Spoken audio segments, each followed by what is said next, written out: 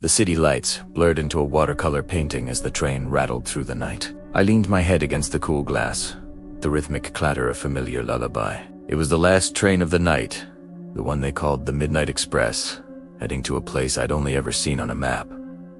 Hollow Station. My new job was there, in a quiet little town I hoped would be a fresh start. The carriage was mostly empty, just a handful of weary travelers lost in their own worlds. Across from me, a woman with silver hair knitted a long, gray scarf, her needles clicking in time with the train's beat. The conductor's voice crackled over the intercom, announcing the next stop.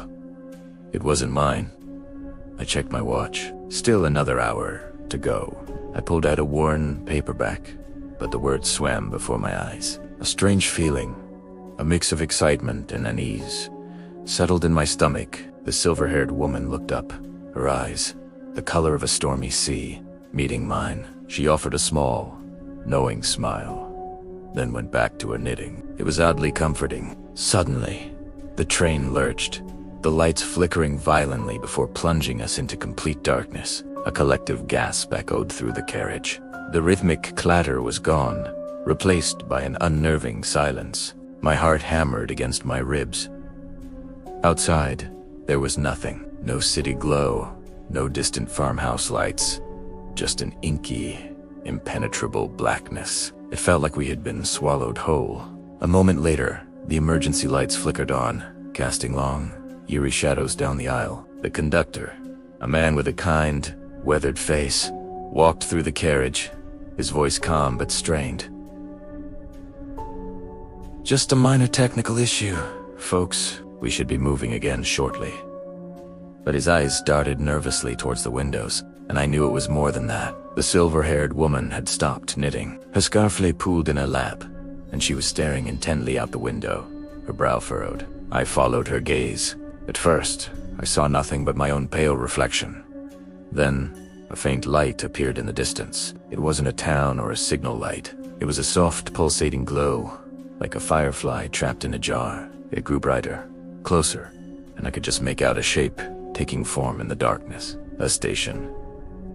But it wasn't on any map I'd studied. The sign, barely visible, was written in an elegant, old-fashioned script. It didn't say Hollow Station. It said Ember's End. The conductor saw it too. His face went white. He muttered something under his breath, something that sounded like it can't be. The train doors hissed open with a sigh, revealing a platform bathed in the warm, inviting light of gas lamps. A gentle mist swirled around our ankles. The air smelled of damp earth and something sweet, like night-blooming jasmine. There was no one on the platform, yet it felt expectant. A few passengers, curious and perhaps a little spooked, stood up. A young man with a backpack slung over his shoulder took a hesitant step toward the open door. "Maybe we can get help here," he suggested, his voice wavering. The conductor shook his head frantically. "No one gets off the train. Do not get off the train." His voice was sharp, laced with a fear that was far more terrifying than the darkness. The silver-haired woman finally spoke, her voice a low, steady hum. "He's right. This isn't a place for the living." She looked at me, her stormy eyes serious. "This is a siding, a place between places, for those who are lost." My blood ran cold. The young man with the backpack froze, his foot hovering over the threshold. The sweet scent from outside suddenly seemed cloying, sickly. The inviting lights of the station now looked like lures, beckoning us into a trap. The station wasn't empty after all. Figures began to emerge from the mist. They were translucent, shimmering like heat haze on a summer road. They wore clothes from different eras: a woman in a flapper dress, a man in a Victorian top hat, a child holding a wooden toy. They drifted towards the train, their faces blank, their eyes empty. They didn't seem hostile, just lost. They raised their hands, not to attack, but to plead, their silent mouths forming words we couldn't hear. The young man yelped and scrambled back from the door. Another passenger started to cry softly. The conductor was frantically speaking into his radio, his voice cracking with panic. "We're at Ember's End. We've stalled at Ember's End. Send help." The only reply was static. The ghostly figures were now pressing against the windows, their spectral hands leaving no prints on the glass. Their silent pleas were a deafening roar in my mind. They wanted on. They wanted to go somewhere. Anywhere. Away from this place. The silver-haired woman stood up.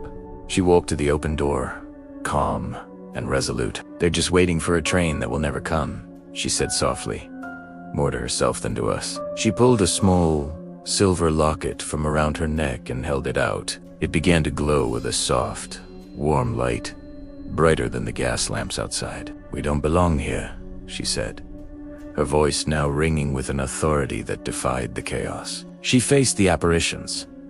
"This is not your train. Go back to your waiting." As the light from her locket washed over the platform, the figures recoiled. They seemed to fade, their forms becoming less distinct, their pleading faces dissolving back into the mist. The air in the carriage grew warmer, the oppressive silence lifting. And then, with a jolt that threw us all off balance, the train's main lights flickered back on, bright and reassuring. The engine hummed to life. The doors hissed shut, sealing us off from the ghostly platform. The conductor let out a long, shuddering breath of relief. Without a word, the train began to move, slowly at first, then picking up speed. I looked back at Ember's End.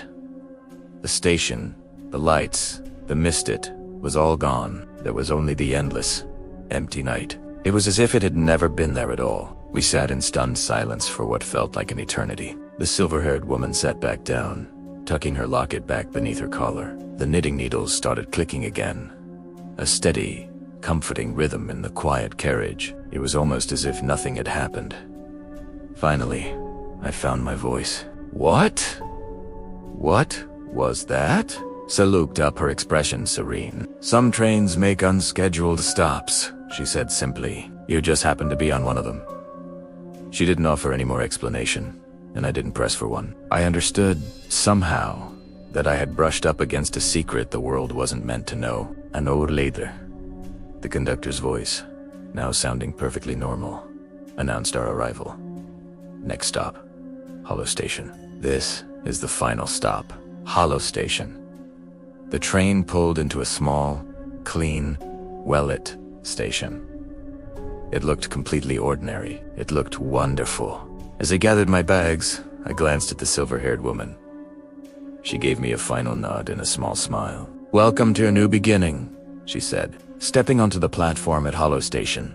The air was crisp and cool. The night was quiet, but it was a peaceful quiet, not the unnerving silence of before. I looked back at the train, but the carriage she had been in was empty. Her seat was vacant, the long, gray scarf gone. It was as if she had vanished. I never saw her again. Sometimes, when I hear the lonely whistle of a late-night train, I think of Ember's End and the woman with silver hair, and I wonder how many other unscheduled stops the Midnight Express makes on its journey through the dark. Thanks for listening to my story. If you enjoyed this little trip into the unknown, be sure to like and subscribe for more adventures. Until next time,